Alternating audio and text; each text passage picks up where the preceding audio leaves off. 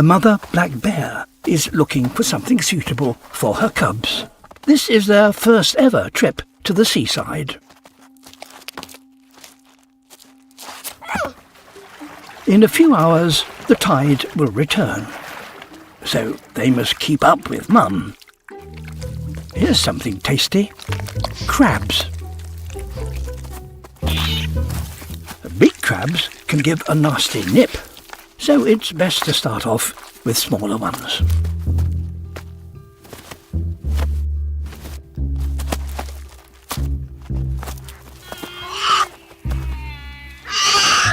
But now, this family is not alone.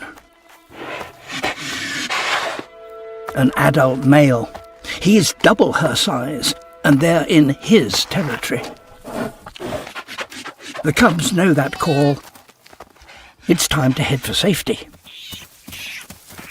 Bears have poor eyesight, but their sense of smell is acute, and the male has detected intruders.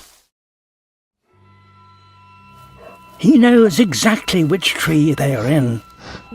If the cubs stay up there, they'll be safe, but they're losing precious feeding time. For now, he's content to leave his scent mark, a warning note for trespassers.